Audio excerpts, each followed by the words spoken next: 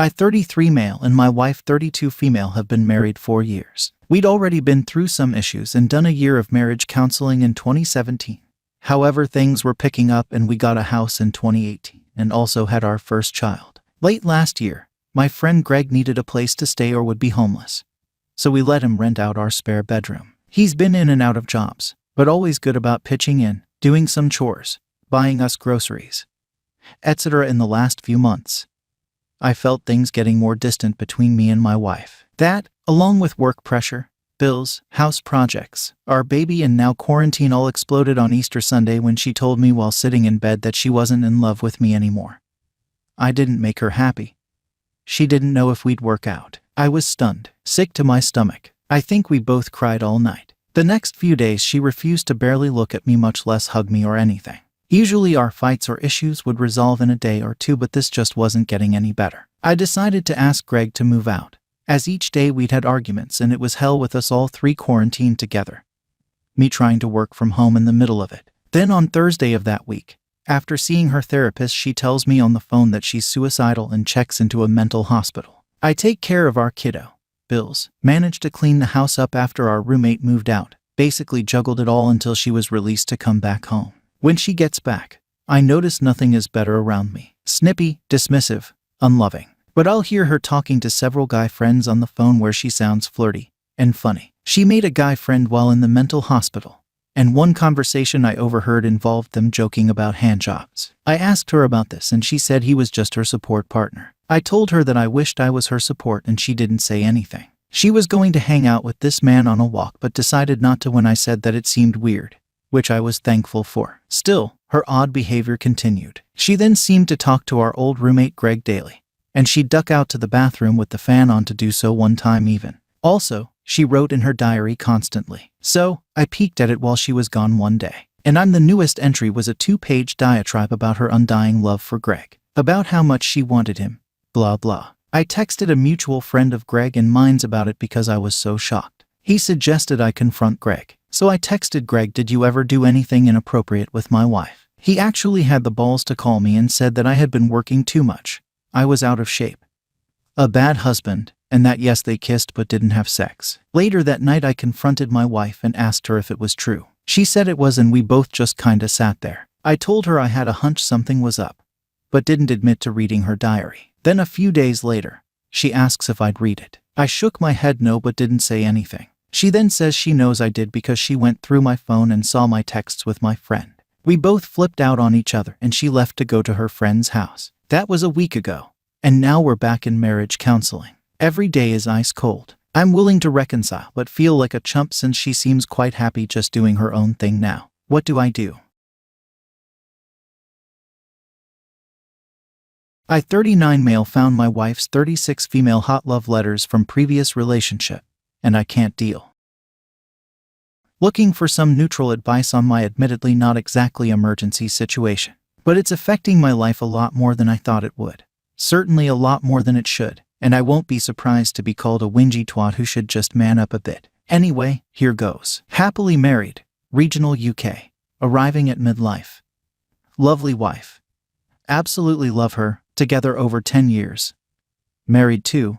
She too is very loving back. There's just always been something Spock-like about her that I can never figure out, as if there's some core her that I'll never get to see. Big deal. Her backstory isn't too far from mine. Major relationship in late teens, early 20s. I had one major one, then two, then one more. Then we both dated around for a few more years before meeting each other, and yay. She always said that she had no mementos of her own big relationship. Nothing survived to show. Anyway, now, midlife crisis starting to set in. Feeling the passing of time very keenly all of a sudden. I'm very conscious of the fact that our youth time is pretty much over and our sex life, while by no means dead, has settled into a very predictable and non-spontaneous pattern where it's pretty much me just waiting for her to be in the mood. I'm always in the mood, mainly because I miss being younger and getting that spark of erotic let's just do it in the road magic that seems to be gone now for good. So it's her leading things, if it happens, and me just waiting for it to happen, because getting turned down is just so undignified. For example, as we're currently working from home, if I try to suggest something frisky I get this almost pitying look that's so humiliating it's just not worth risking. So far, so standard midlife. Coinciding with this though, is that recently while I was tearing the house apart looking for something I lost in a house move, I came across a small case which I opened. Lo and behold, there's a stash of photos of her lost relationship and a cache of letters. Okay, so this is where I crossed the line and am a dick. But this was all supposedly lost long ago and I can't help but read a couple of letters. Big mistake. This is mostly long-distance porn. Up, down, sideways, back to front.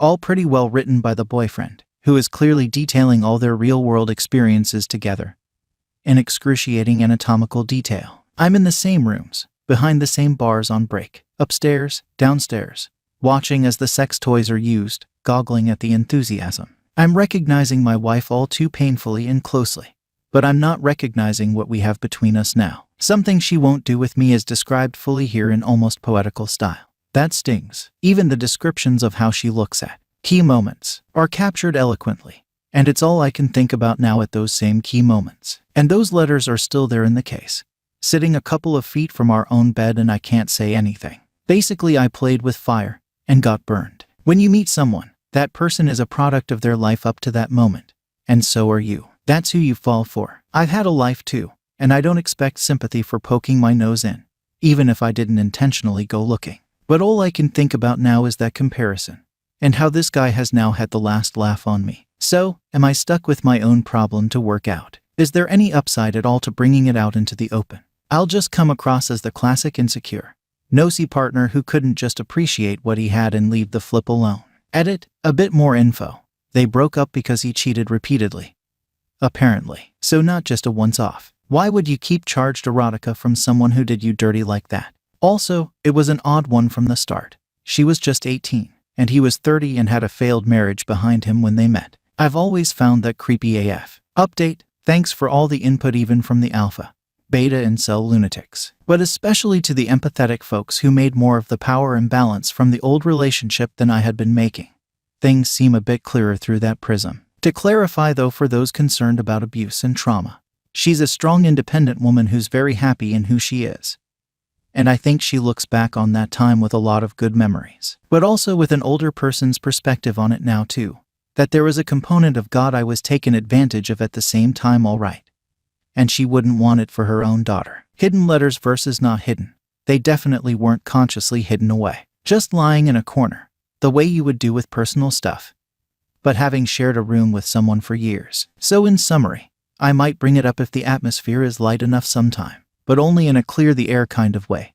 Certainly not for my own insecurities' sake. Sex life is still great fun, just no swinging from chandeliers, and anal is overrated. To those poor guys who insist on the pining for the alpha, settled for the beta interpretation, I hope you actually meet real, confident women soon.